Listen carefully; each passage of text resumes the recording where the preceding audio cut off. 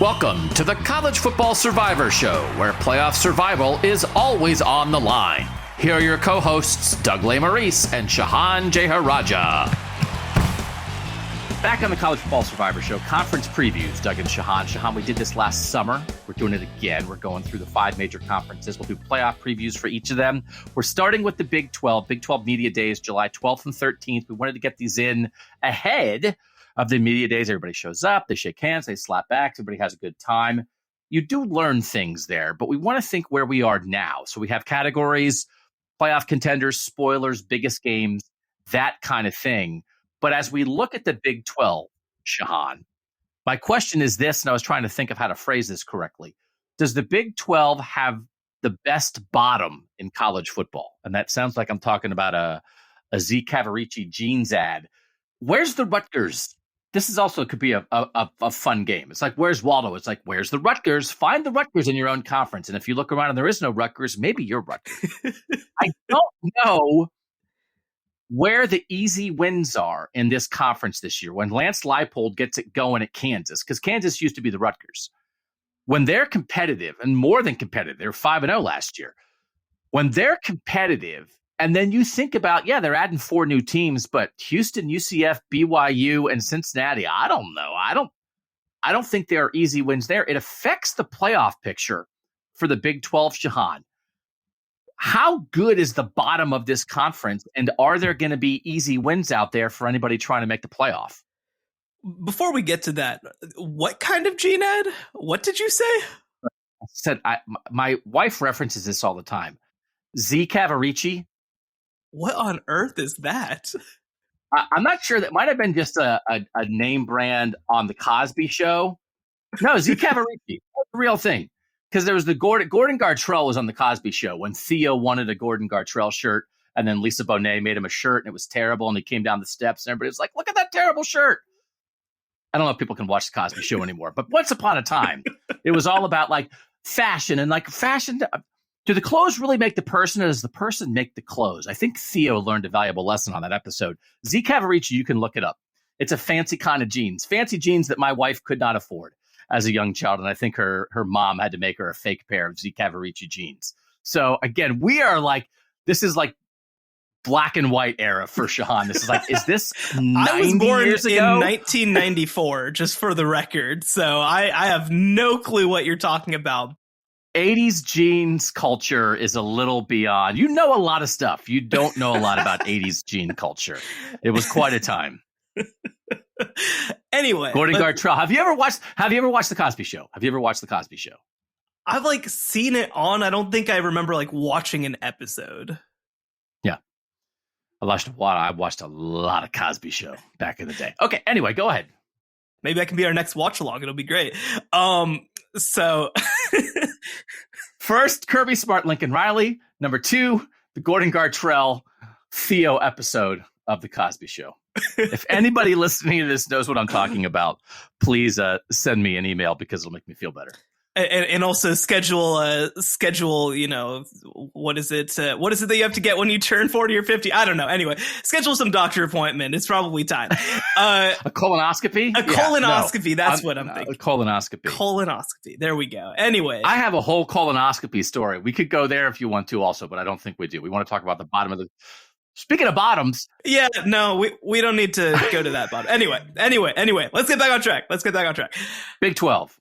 So, if you look at the SP Plus rankings over at ESPN, there are 63 teams that are considered positive value in college football, right? They sort of set a median, and if you're a below average team, then you have a negative number. If you have an above average, you have a positive number. And this is impacted by the fact that that recent history is factored in. But the lowest team in the Big 12 is Kansas at number 61 with a plus 0.9. So every team in the Big 12 is considered a positive FBS team. And if you look outside of Kansas, who again, I think their number is a little misrepresentative because of recent history, the next lowest is West Virginia at plus 3, 56th. So when you're asking, actually BYU also at 60. So but still a plus 1.8. So when you're talking about the bottom of the Big 12, you are talking about an entire conference where teams are positive. Because, for example, Indiana, minus 3.4. They're 71st. Rutgers, minus 4. They're 73rd. Boston College, minus 4.2. Right? Like there are a number of Power 5 teams that have extremely low numbers. Northwestern, 83rd at minus 6.7. The Big 12 has none of those teams. Every single team in the Big 12 should consider themselves a top half team in college football. Every team in the Big 12 should reasonably consider a bowl game in the realm of possibility. And I think you're absolutely right. It's going to make every single week in the Big 12 absolute hell for everybody because every single team can conceivably lose almost every single game every week. And one of the things we're going to talk about at the end is how many playoff teams do we think the Big 12 will have this season? And how many do we think they would have if we were in a 12-team world right now? And this is where this depth conversation really gets interesting.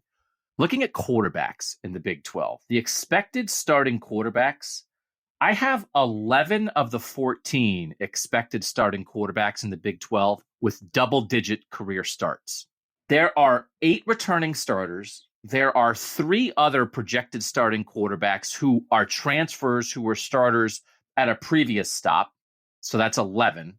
Chandler Morris is going to start at TCU. He won the job last year, got hurt. Max Duggan took over. Max Duggan is a Heisman finalist. TCU is the national title game. So it's like, oh, well, Chandler Morris, he has the second fewest starts of the projected starting quarterbacks in the Big 12. He has 3, but like he's Chandler Morris. They thought he was the guy last year. He beat out the guy who finished second in the Heisman. And that's sort of like the bottom end of experience in the Big 12. Donovan Smith as the Houston quarterback. He's relatively inexperienced compared to a lot of these other guys. He has 8 career starts. He was awesome at Texas Tech last year when he played. And now he's at Houston to be the starting quarterback because Tyler Shuck came back to be the starter at Texas Tech. Like the quarterback play in this league, Shehan, there are so many veterans led by 37 career starts from Dylan Gabriel at Oklahoma. You have Keaton Slovis as a transfer who's been everywhere in college football. He has 37 career starts. He's going to be the starter at BYU. You think about John Reese Plumlee as the returning starter at UCF. He has 21 career starts. Emory Jones as a transfer at his third stop at Cincinnati. He has 20 career starts. He's the expected starter at Cincinnati. Jalen Daniels, 18 career starts. Again, was in the Heisman conversation in early October last year before he got hurt at Kansas. Maybe like some places, the first team preseason all Big 12 quarterback. There's just Will Howard at Kansas State, Blake Shapen at Baylor, Tyler Shuck at Texas Tech, Quinn Ewers at Texas. There are so many guys, Shehan, who have, I still think, like potential, but also experience. There is almost nobody. The least experienced guy is Garrett Green at West Virginia. And he showed a little bit last year. They got some people really excited about Garrett Green. He beat Oklahoma. The quarterback play, there are almost no complete question marks. There is a lot of experience and a lot of potential in this group, Shehan, which again leads to, I think there are quarterbacks throughout this league that on any given Saturday can win a game that you don't expect their team to win, which is absolutely going to influence this playoff race. No, and you know, there are a couple quarterbacks on this list. I think you mentioned some of the guys at the bottom, like a Donovan Smith, like a Garrett Green, who are also just agents of chaos in their own ways. Like Donovan Smith has these games where he just goes out there and throws for 4 touchdowns. And then he has these other games that he throws for 2 interceptions and fumbles. But like, the fact that you don't know what you're going to get, mixed with one of the most unpredictable coaches, by the way, in college football, in Dana Holgorsen, just ultimate chaos. And, you know, so I think a week ago or 2 weeks ago, I put out my predictions for every single game in the Big 12, which is a huge undertaking, by the way. But I picked every single game. I had Houston beating Texas, the team that I have winning the Big 12. And this is sort of the reason why, because I think that any given week, something insane can happen. And like you said, I don't think that there is an obvious below average FBS starter in the Big 12. Garrett Green is probably the closest, but he's talented for sure. And just the baseline that these teams are going to be playing with, I think, is just a really impressive place to start. There are going to be guys who don't work out. I'm not the biggest Emory Jones fan, for example, but I mean, when Emory Jones is your basement, that's pretty good. Yeah. Former starter at Florida, former starter at Arizona State, now coming to Cincinnati. One of the more perhaps unsettled quarterback situations is at the program that maybe has been the best overall program at the Big 12 for the past 10 years, which is Oklahoma State. Are we expecting Alan Bowman to be the starter there after kind of getting recycled through, he was at Michigan for a couple years where he really didn't do anything at Michigan, had been a previous starter at Texas Tech. They lose their starter. Spencer Sanders goes to Ole Miss, right? So like Oklahoma State's in transition, but even in transition, they have a guy who's made 16 career starts. It's not total unknown. But that probably is as uncertain for a guy in Mike Gundy, who's going to be in year 19, by far the longest tenured coach in the Big 12.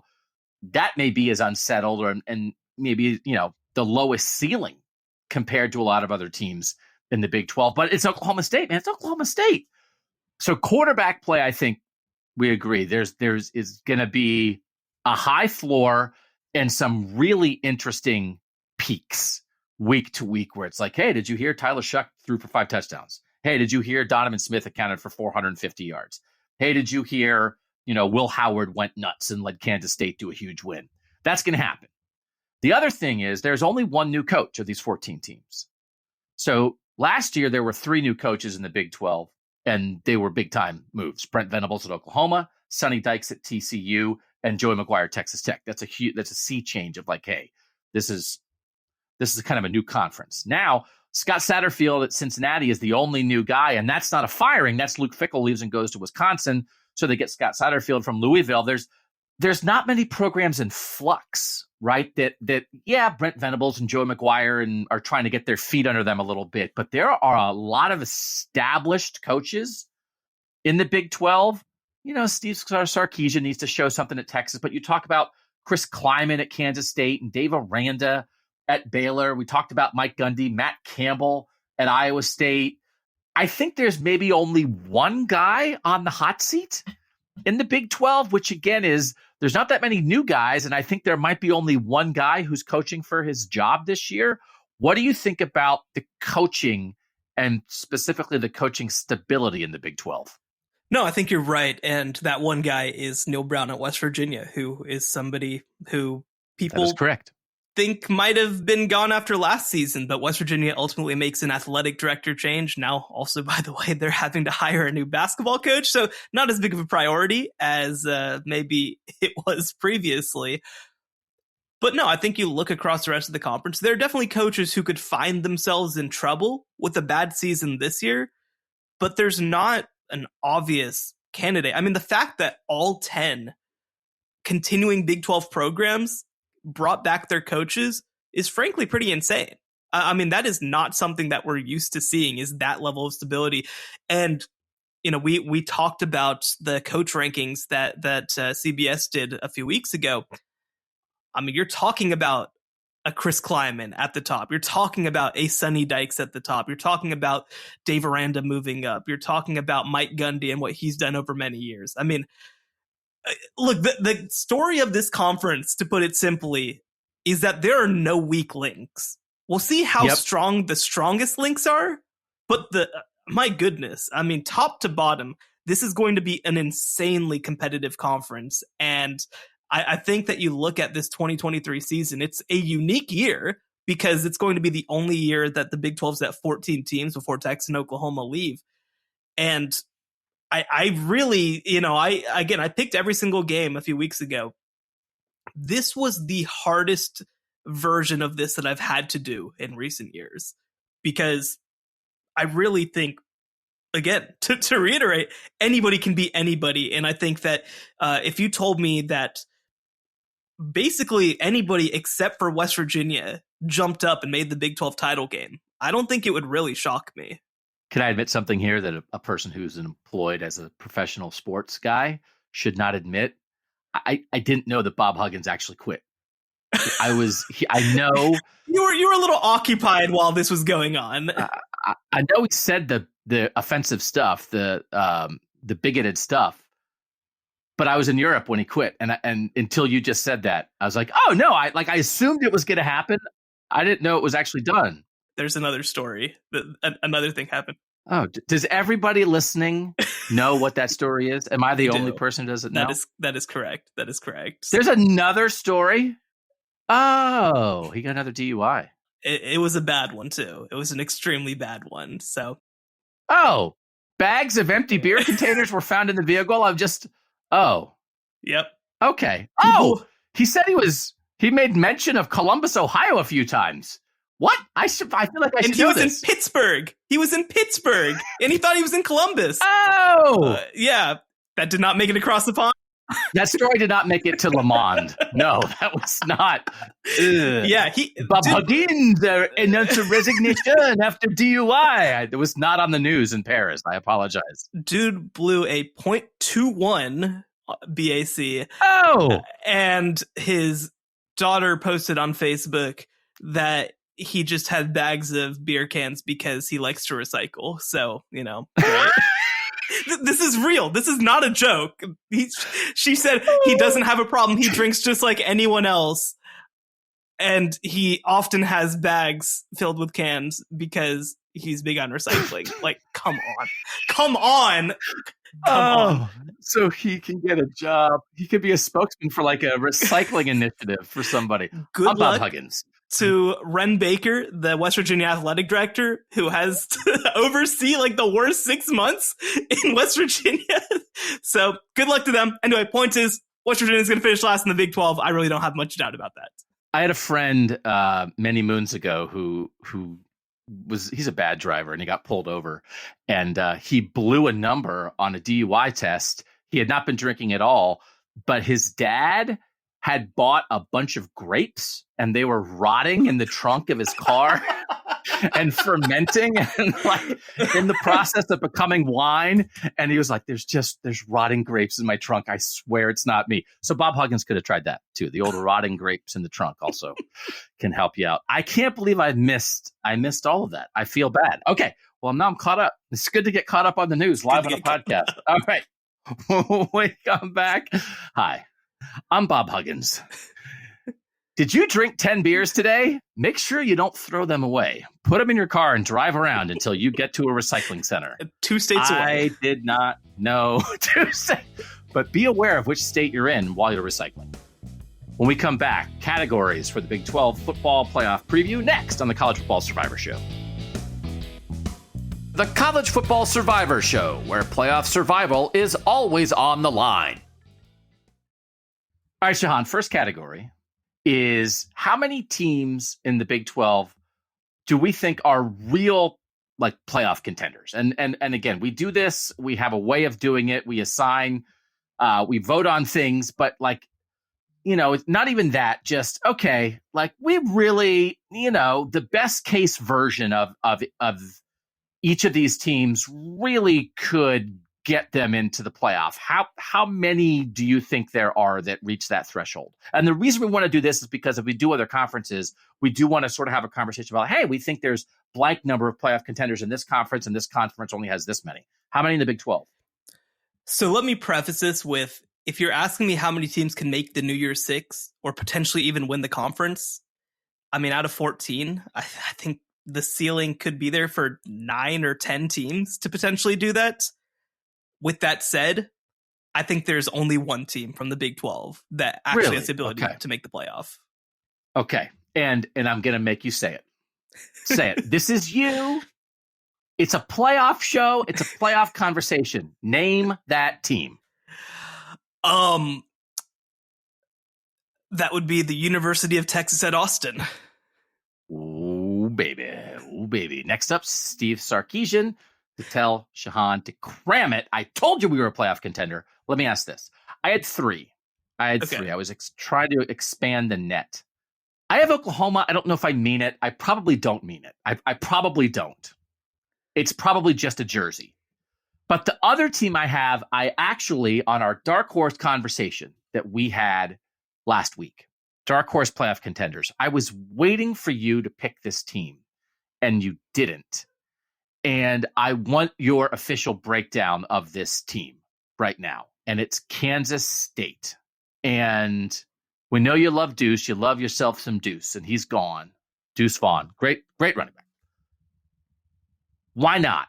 Why did they not make the Shehan list? And you may as well tell us, because, I mean, we'll get to it eventually. We'll have you read. It'll be like September 23rd, TCU versus Texas Tech. I picked Texas Tech. We'll just do that at the end of the podcast. You'll list the result of every game. What do you have Kansas State going this year, and what's holding them back from this threshold? So I think Kansas State is absolutely a team that can win the Big 12. I had them number 2 in my preseason Big 12 ballot. I had them going 10-2 in my game-by-game predictions. So absolutely, they're going to be right there in the conversation.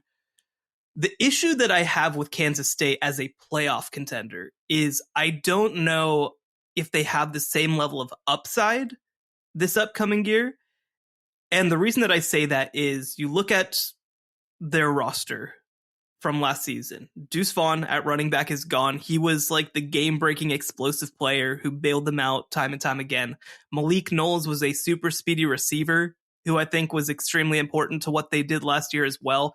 And on the defensive side of the ball, their defensive end, Felix Anadike-Uzoma, I think ended up being a first-round pick and was, I believe, Big 12 Defense Player of the Year. So 3 really good players who I think helped give Kansas State a higher ceiling. Now, I don't think the supporting cast was as good, potentially, as what it might be this upcoming year.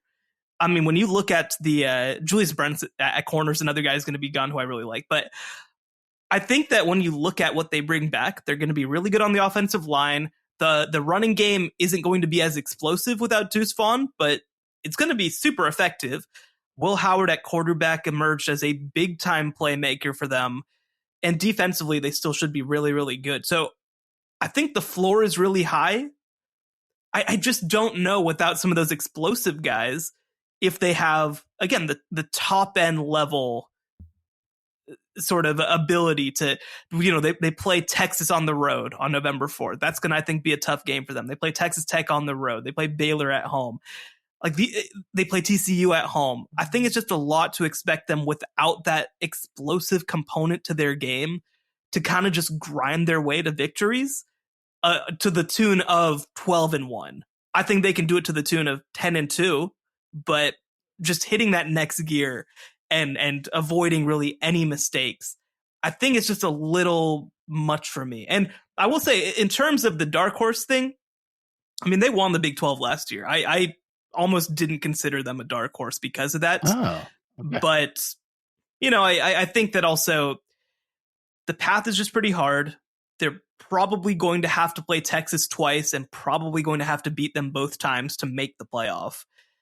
It's just a difficult road, and while I think Kansas State is absolutely capable of winning the Big 12 again, I think it might be, I think the good comparison is Utah. I think that it might be a Utah situation where they're really, really good, where they're rolling by the end of the year, but then it just isn't necessarily a playoff conversation.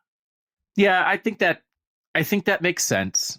It's hard because the TCU path last year, it's like, well, why can't anyone in the Big 12 follow the TCU path? It's like, oh, you mean the TCU path of just like win a bunch of close games? Like, how did you do this? And you like be good and smart and tough and pull stuff out at the end. It's like, oh yeah, just do that. It's like, well, that's hard to do in a good conference. So yeah, that's out there for anybody. But what TCU did, and by the way, TCU had an explosive back in Kendra Miller. They had a first-round receiver in Quentin Johnston. And so, I mean, even within that, you had some explosive guys who can bail you out of situations. And if you're saying, hey, well, they just lost Deuce Vaughn, they just lost their best version of that, that's a real thing. So just because I know you love them, I wanted to see like where they're a little short there. But for you to say you had them going 10-2, it's like, okay, well, they're on the cusp of it. But also, we don't want to make this too wide of a net. When I say Oklahoma, do you want to punch me in the neck? When you hear me say that, what do you want me to like? Is that bad? So the thing with Oklahoma is they're going to have a fantastic record this upcoming season, and it's not going to actually mean anything because they have the easy schedule in the Big 12 by a pretty good margin. I don't know who they bribed on the way out, but they basically miss all the good teams. They miss most of the Texas schools. I think the only Texas school that they play outside of Texas, of course, is Kansas State. Or sorry, sorry, is TCU. They don't play Kansas State. Purple, whatever. They don't play Kansas State this upcoming year. Their home schedule is pretty easy. Their road schedule is very manageable. Like, they're probably outside of Texas going to be favored in every single game that they play. And also, I think that they might be very average. And so that's kind of the conflict of trying to figure out, like, they could win 10 games this year and, in my opinion, not be good. I just don't see a pathway to them. Let's say they go 11-1 in the regular season somehow. I think they're poised to get crushed by whoever they play in the Big 12 title game. I just don't think that this is a team. I mean, the way that I put it is, defensively, they were bottom 10 in the country last year, and they've added transfers, but it's a lot to ask transfers to completely rebuild a defense. Offensively, they lost their top receiver, their top rusher, their top 2 offensive linemen, and their offense is kind of built on skill position players winning in space, and I don't know who those skill position players are. So, look, if they played the same round robin schedule as last year, I think I'd probably had them going like 7 or 8 wins at the most. Because of the schedule that they have, they're going to be more in the 9 to 10 win range, but they're not a serious contender. I rescind it. I'll take them out. I'll make it 2. Look at the Football Outsiders metrics from last year. Defensively, there are only 4 Big 12 defenses that were among the top 25 in the country. Iowa State, Texas, Kansas State, Cincinnati. Oklahoma's not there. There's some bad defenses in the Big 12, which is going to hold some teams back who might have otherwise interesting offenses. Oklahoma doesn't have, it's just the name. I thought, I was enthused by the Brent Venables hire. I thought that was as good of a reaction to Lincoln Riley leaving as you could get. And so a head coaching hire that I liked, that in year 1 was, not great. And now here we are in year 2 and they have a famous name. I'll take them out. But I will keep Kansas State in. So you have 1 and I have 2 teams that could be playoff contenders. Their next category is the spoiler team that could ruin someone else's playoff chances. And it's one of these, you kind of teased it. I have Houston, because you just see what Donovan Smith can do on an individual Saturday as that quarterback. He did it last year. I feel like he has a couple 500 yards of total offense games in him this year. And you don't know where they're going to come out. But when they come out, I think they can beat anybody. Now, their defense is probably not going to be very good at Houston, but I think they have a chance to outscore anybody in an individual game. And so they could ruin some opportunities for otherwise very good teams by winning one of those 55-52 double overtime kind of games. I had Houston as my spoiler. Who do you have? No, I think it's a good pick. I'm going to go with the team that I consider for a couple different categories on this list. I'm going to have my Texas Tech discussion right now. And Texas Tech is a team that returns a whole lot on offense. Actually, fun fact, they are 7-0 when Tyler Shuck starts and finishes games. The issue is that he's only played 7 over the past 2 seasons. But he's a very consistent player when he's going. They have a lot of talent at wide receiver. They're really good at running back. Defensively, they play a pretty tricky system that not every team is kind of built to handle. And they get Texas in the final week of the regular season, which could be potentially a play-in game to the Big 12 championship game. And the other part of this, too, is that last season, Joey McGuire took Texas Tech to 8 wins for the first time since 2013, which is, a big deal, and beat Texas and Oklahoma in the same year for the first time ever. Like, that, Texas Tech had never beaten both of those teams since the Big 12 started in 1996, and he beat them both in the same season. So you look at that last game, and I do feel like, like we're talking about, you probably have to look most at Texas in terms of the teams that could shock or beat Texas. I think that Texas Tech is a team on that list. I think that Houston is a team that's definitely on that list. But the other part of it, too, is that Texas Tech gets Kansas State at home. Kansas State could be a team that's in the playoff conversation, and then Texas Tech shocks them. They get TCU at home. They go to Baylor. So they play most of the real playoff contenders in terms of painting with a broad brush in the Big 12 this upcoming season. And so I do think that they're a team that could cause some havoc down the stretch. So and Joey McGuire and Texas Tech did that with two different quarterbacks. Donovan Smith, 373. Three, actually. Well, in these two games you're talking about, they beat Texas with Donovan Smith accounting for 373 total yards. They beat Oklahoma at the end of the year with Tyler Shuck accounting for 480 total yards. So when we're having these conversations, you're going with Joe McGuire. I'm going with Donovan Smith. I'm like, this is exactly what this league's going to be.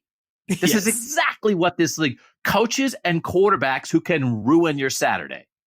That is going to, don't bet on the Big 12 this year. I think there are just going to be games. You are not going to know what's going to happen. Donovan Smith and Houston, my pick, they get Texas and Kansas State back-to-back weeks in late October. They're going to blow up the league. I'll mark that down now. Houston wins one of those two games. If the world thinks that Texas and Kansas State are the two best teams in the Big 12, I think Houston's going to beat one of the two of them. You made it in your pick. You had Houston beating Texas. But now we're talking about Texas Tech and a little more of a foundation. This is not the last time we're talking about Texas Tech. Is Joey McGuire your favorite coach in college football? I mean, look, I'll say this. I legitimately feel awkward and bad because everybody knows I went to Baylor, right? And they keep hiring the coolest dudes that I've ever met. Like, not cool in terms of like actually being cool. They actually hired some real dorks. But like going from Matt Rule to Dave Aranda with Joey McGuire on both those staffs, it's incredible. These are some of the most interesting people I've ever met in my life. I love that Matt Rule is back in college football now. Dave Aranda is somebody I could, people always ask to like have a beer with. I mean, yeah, sure. I mean, I could have a beer with him, but really I want to just like sit down in his office and talk for 7 hours because I could do it. Yeah. He is so interesting. But like in terms of just being around a guy, Joey McGuire is high on that list. The thing that Joey McGuire has, and I've said this on in other places before, but I don't know if I've said it here. Joey McGuire, his superpower is being able to go into any room filled with any different type of people and immediately become the most popular and loved person in the room. He used to coach in basically South Fort Worth in a really, really black school district. He can walk into any living room, he can walk into any place, and he's going to fit right in.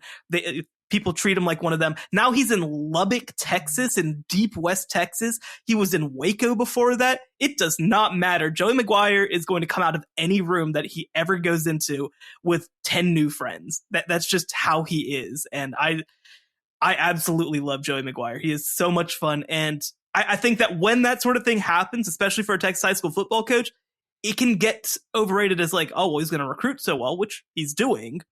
But like they won 8 games with players who weren't theirs either. Like people believe in this dude. Yeah. So I'm a big fan of Joey McGuire. Hold that thought on Joey McGuire. But I can tell you hold your thoughts on Joey McGuire always. You just walk around. I can see you making a sandwich in the kitchen and your wife being like, Shehan, what are you thinking about? You're like, I'm just thinking about Joey McGuire. So it's not the last time we'll talk about that. Let's discuss the biggest games. 3 biggest games, 3 most important games of the season in the Big 12. And my first one is Texas at Alabama on September 9th. And I looked at what Texas did in the 2009 season when it made the national championship game. I'm asking, I'm not telling. If Texas wins at Alabama in week 2, would it be Texas's biggest win since Vince Young beat USC in the Rose Bowl at the end of the 2005 season? I think that's a fair statement. I think it is. I mean, obviously, you do have to look at, of course, Texas winning the Big 12 back in 2009. But, I mean, that was a pretty controversial game against Ndamukong Suh that day, too. So I don't think that was emphatic by any means. They were favorites. So I think that it's definitely up there. 2018 Sugar Bowl against Georgia would be another one that I'd consider, but it didn't necessarily lead to anything. And, in bowl games, you kind of have to throw out just a little bit. In the moment, the 2016 game versus Notre Dame, the famous Texas is back game. But, I mean, this is Alabama. This is going on the road. This is the year before they're going to enter the SEC. So, no, I think that it would have to be the next most important game after Vince Young. Did you have Texas winning that game when you did the Big 12 schedule breakdown? I did. Okay. That's big. Mark that down. So I have that. So because to me, and we'll get into all the other, again, we've discussed this is going to be a really good deep conference, but that's the chance for the Big 12 to show something to the world. And if you go out and win that game, I think possibly, I mean, if you go undefeated, you go undefeated. But I think it's possible that for the Big 12 to get a playoff team, for the Big 12 champ to get in, Texas has to win that game. Because then it'll fortify and validate Texas, or somebody that beats Texas then absorbs all the juice of the Texas win over Alabama. But I think even in a world where TCU made the national championship game last year, I think they could use the juice. So I just think for the playoff picture, that's number one on my list, even though I don't know. If Texas loses that game and runs the table and is a Big 12 champ with one loss, and the only loss is on the road at Alabama, they can get in. That probably is a resume that gets in. So I don't want to overstate it, but man, it would be big for sort of just the perception of this changing Big 12. So that was the number one game on my list. I'm going to go back to a word from the beginnings of our podcast that I don't think we've mentioned in a while. I'm going to refer to absorption. Yeah. And I think that this is potentially an ultimate absorption game for Texas. So one, if they lose this game, they can definitely still make the playoff, but they have to run the table. Running the table is really hard, and we just talked about this conference. It's going to be pretty tricky in order to do that. And the other part of this, by the way, is that people were like, how can you pick Texas to beat Alabama and then lose to Houston? And I'm like, have you watched Texas for the past 15 years, man? Like, they get up for big games and they get down for not big games. So, but there's a couple of things, right? One, we can't acknowledge Texas should have beaten Alabama last year in Austin. And Alabama was really lucky to escape that game with a victory. And this Texas team is better than that Texas team from last season. And I think also that Alabama team is worse than the Alabama team that they played last season. Bryce Young is gone. Bryce Young pulled a rabbit out of his hat once again in order to pull Alabama to victory in that game. And this time it's going to have to be Jalen Milroe or Ty Simpson or Tyler Buckner. And I don't think that in week 2 of the season, those players are going to be ready to do something like that. Two, I think that you look at Texas's quarterback situation, right? You've got Quinn Ewers as a second-year starter who played really well in the first quarter and dealt with an injury after that. And so I think you just assume that he's going to be relatively healthy for that game. But I also like the fact that they have Malik Murphy back there. I think that he gives him a lot of upside if something were to happen to Quinn Ewers. Their receiver room's a lot deeper. Defensively, I think Jalen Ford has a case to be the best defensive player in this game, in a game against Alabama, which is quite a statement. And Alabama just has so many questions heading into the season. If this game was happening week 13, I probably wouldn't feel as good about it, but it's happening week 2. And this is a historic, not once in a lifetime opportunity, but it's close, right? Because we look at, in 2012, Johnny Manziel takes Texas A&M into the SEC and beats Alabama in their first season in the SEC. And that's when it becomes like, oh, you're not going to be South Carolina. You're not going to be Arkansas. We expect you to be something now. And obviously they haven't delivered every season, but like it fundamentally changed the calculus of Texas A&M as an SEC program when they went and beat Alabama in their first season. Texas will probably have a chance to play Alabama. I can't remember if they have them in 2024, but if they beat them on the road in 2023, it'll work the same way. It will be definitive proof to people that Texas is a program that should be taken seriously in the Southeastern Conference.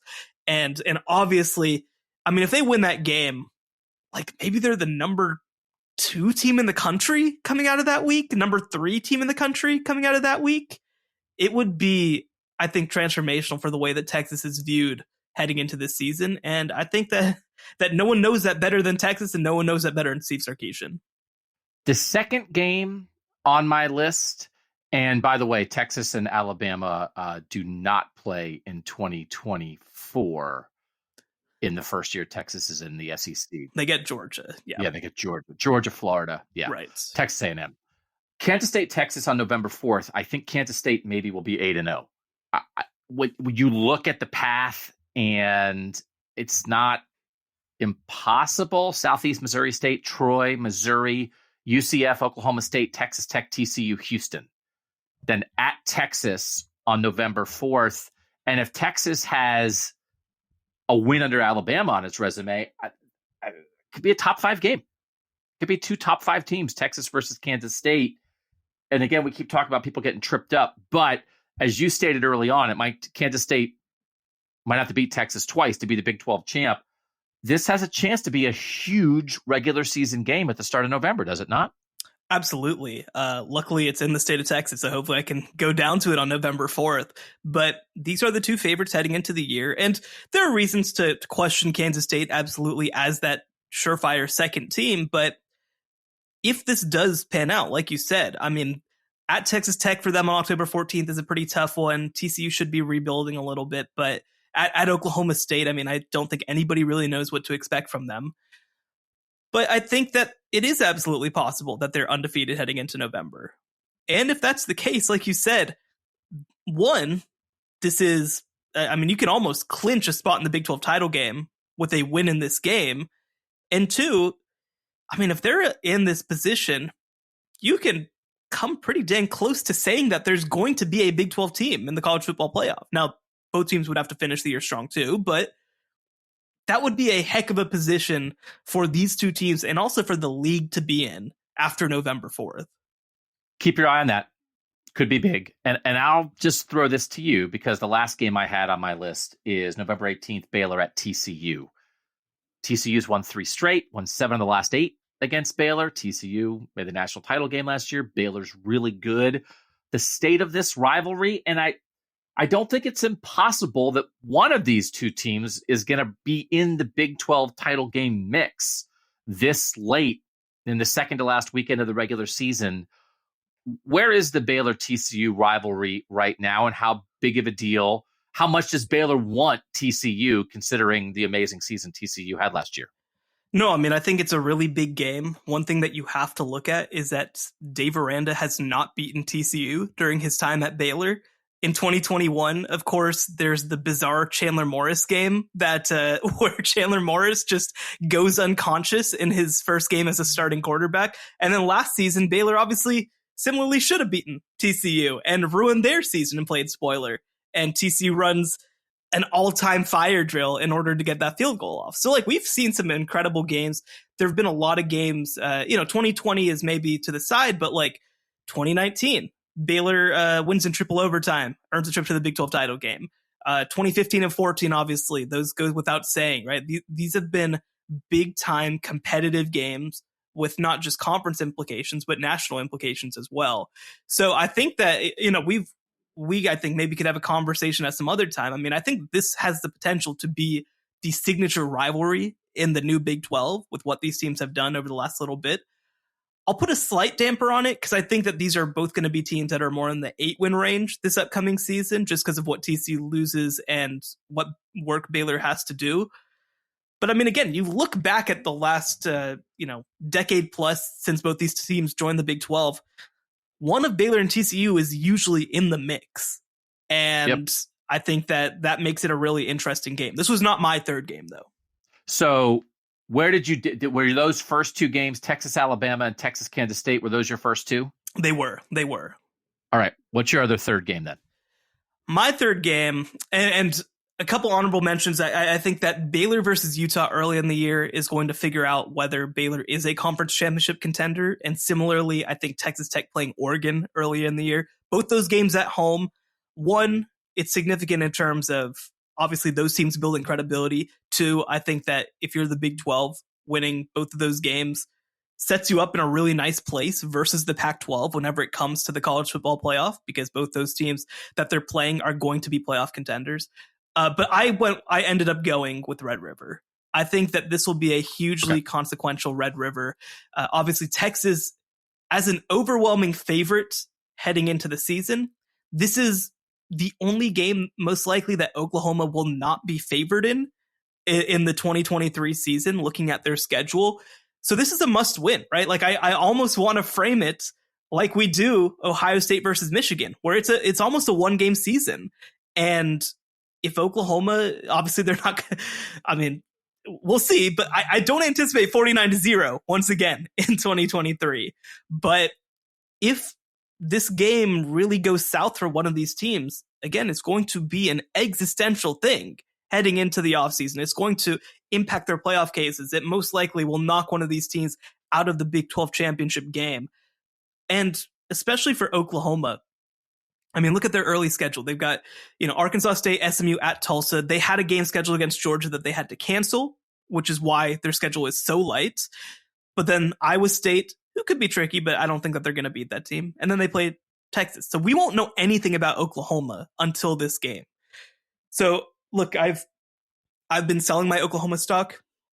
I don't think that this is a great team, but this is the game where I think that they can prove me wrong and prove that this is something that was just a blip, that they are a conference title contender, and that they do have potentially playoff upside. So I think it'll be a really big one. I'm unfortunately going to be out of the country for this game, so I won't get to see this one live like I do in most years. But, we'll see if that crosses the pond, the result of Texas Oklahoma. I'll ask about Bob Huggins. I'll ask about Steve Sarkisian. We'll see what gets more answers. It was a big win for Steve Sarkisian. Okay. Off the radar game that is just like, keep an eye on it. Maybe it's not a spoiler. I just put down the introduction of the 4 new teams. Yeah. And so the first game for one of the new teams is going to be in week 3. Houston gets a little bit of a jump. It's a primetime game, TCU at Houston. And then the other 3 new teams will play their first conference game in week 4. UCF at Kansas State, Oklahoma at Cincinnati, and BYU at Kansas. You made a compelling case for what Texas A&M did when it moved to the SEC. You talk about Texas having the chance to do this a year early with the SEC. How big of a deal do you think it is for, I don't know, one of these 4 new teams? It feels like somebody's going to win. Houston will either beat TCU, Central Florida will beat Kansas State, Cincinnati will beat Oklahoma, or BYU will beat Kansas. Is that good for the league? Should they want at least maybe 1 or 2 of these new teams to come in and right away knock somebody off? Well, I'll tell you what, if you are the Big 12, I think the game that you have circled is what for me was the most difficult team to project in the entire conference. And that's September 23rd, Cincinnati hosting Oklahoma. Because one, this is the one time that Cincinnati is going to get to play Oklahoma as a conference opponent. And it's the first, like you mentioned, Big 12 game at Nippert Stadium. It's going to be a huge one for them. And I think that it also will fundamentally change the way people look at Cincinnati in 2023 if they find a way to shock Oklahoma and win this game. So, certainly the BYU Kansas game is the most winnable of the games. It is on the road, but I think that if Cincinnati were to come in and shock Oklahoma, that was really high on my list of off the radar games that will matter. The one that I ended up picking was Texas at Houston, but maybe we're at the point now where it's just a game that we're keeping an eye on at this point. But I think that Oklahoma versus Cincinnati game is going to be huge. And I absolutely think that if some of these new teams come into the conference and win a couple of these early games, it's going to be big. But I don't think there will be anything bigger than some of these teams coming in and beating either Oklahoma or Texas along the way. Yeah, and Brett Yormark in the conference office, they're rooting for Cincinnati. That's the best thing for the Big 12. Like Yormark, by the way, Yormark. What did I say? Yormark. Did I say Yormark? Sorry. I pronounced Cavarici correctly, but I said the name of the Big 12 commissioner incorrectly. Can you say Petiti? Is that how you say it? No, I'm not. I haven't gotten up to speed on that one yet. Huggins, I got. Bob Huggins, I got. Brett Yormark, I'm still working on. That's like a big thing for the league, right? Like, hey, we're losing you guys, but I don't know. Is it that big of a deal to lose Texas and Oklahoma when Houston and Cincinnati beat them? Like, it will be interesting. And that's going to be Ohio State's out of the state on that September 23rd weekend, because that's when Ohio State's at Notre Dame. So the idea even that like Oklahoma, and I mean, last time Oklahoma was in the state of Ohio, they came and planted a flag in the turf in Ohio Stadium, right? So I mean, like that Oklahoma is here, but it's for Cincinnati. It really is an interesting introduction and that idea of out with the old, in with the new, and the new just beat the old, I think the Big 12 would like that in a big way. All right, look into the future. We'll do it next on the College Football Survivor Show. The College Football Survivor Show, where playoff survival is always on the line. Doug and Shehan back. Shehan, the team that is not a playoff contender now, but will be in 5 years. And this is why I told you to hold your Joey McGuire thoughts. They're recruiting, man, right? Like, they're recruiting. And you just told the story of why he is. But is it Will Hammond, who's their 2024 quarterback, that seemed to have a lot of national interest? Is it like a top 300 national player? Is it possible that in this new world where Texas and Texas A&M are in the SEC, and if you're from Texas and you want to play in a Texas conference, right?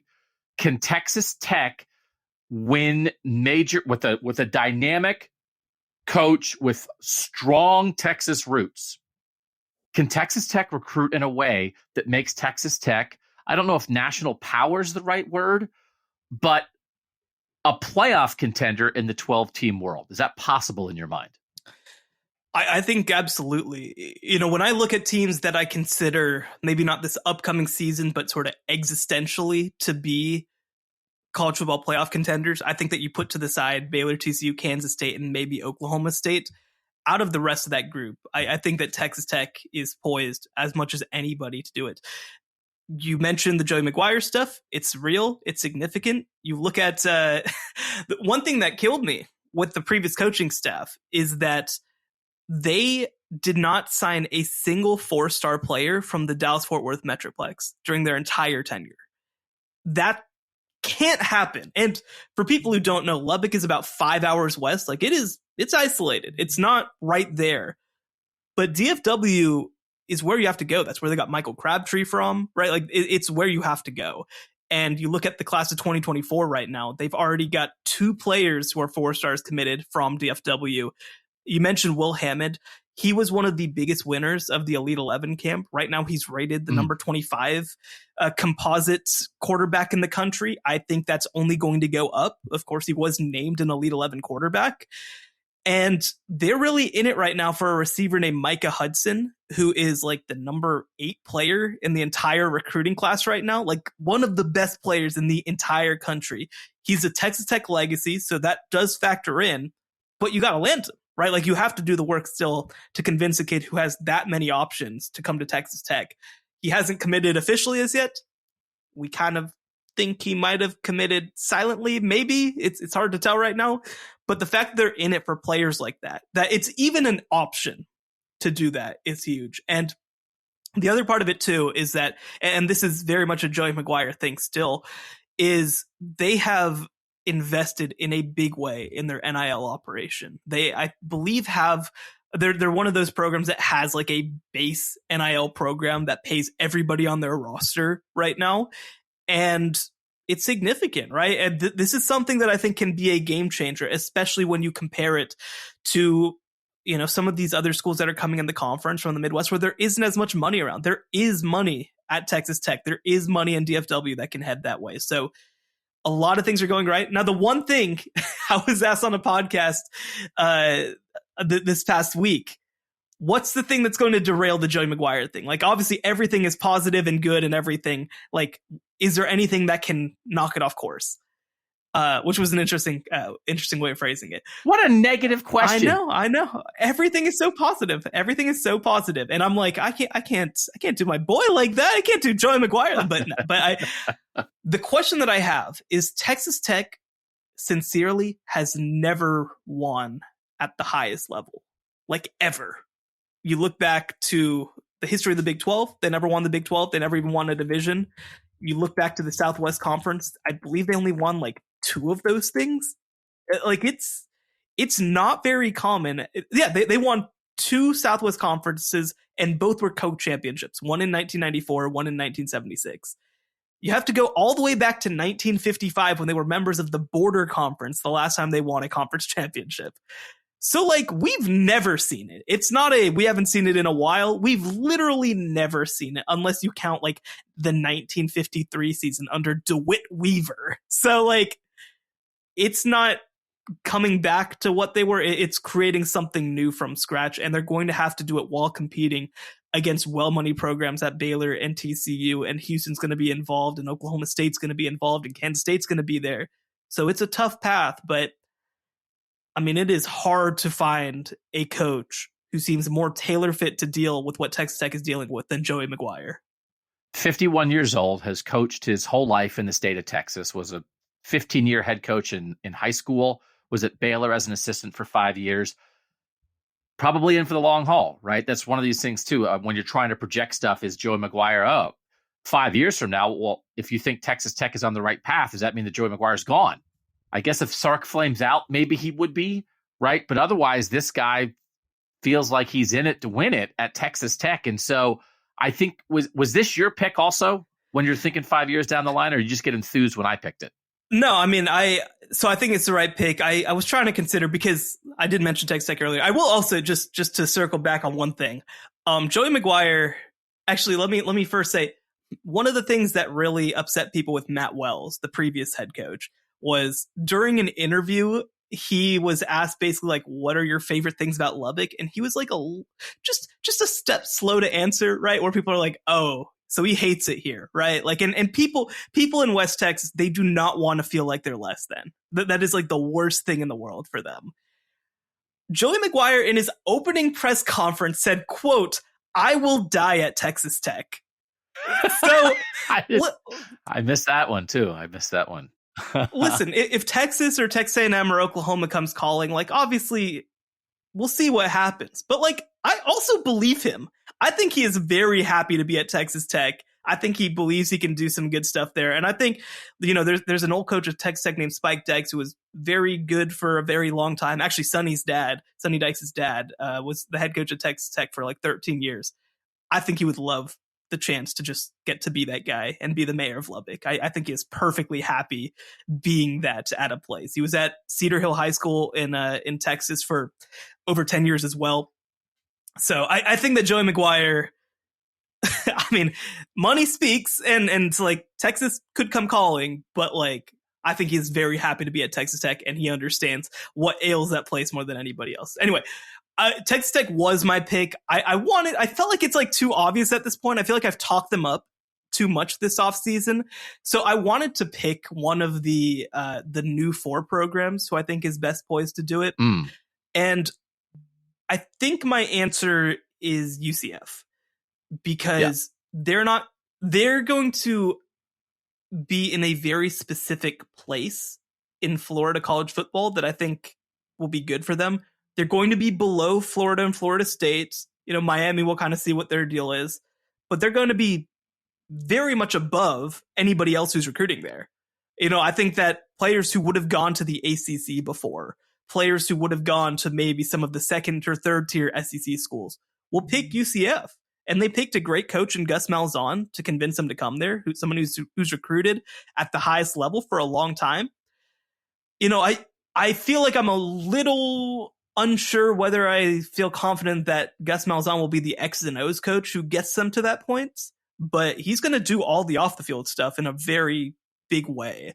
And so maybe it's that by the time that he's ready to move on, somebody else comes in and is able to take this program to the next level. But I think you just have to look at what they've already done, the investments that they've made, the engagement with the business community in Orlando. They really feel like they have the ability to set themselves apart. So I think that I'd go UCF as my team of the newcomers.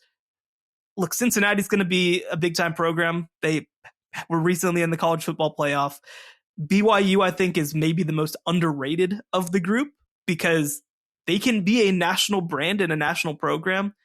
And Houston's in the city of Houston and is already starting to pay some dividends as a Big 12 program. But I think that UCF is probably the best prepared of the new group in order to be a college football playoff caliber team. All right, let's get down to the real question here. Most likely number of playoff teams for the Big 12 this year. And my answer is 0. Same. It's just tough. It's just tough in a world where it feels like the SEC maybe has a chance at multiple, where maybe the Big Ten, again, like last year, has a chance at multiple, where it feels like, certainly on this podcast, there's a lot of enthusiasm around somebody like Florida State in the ACC, where we think the Pac-12 has a similar degree of depth, but maybe their depth at the top is even a little stronger. And this, in a 4-team world, the top to bottom 1 through 14 depth works against them.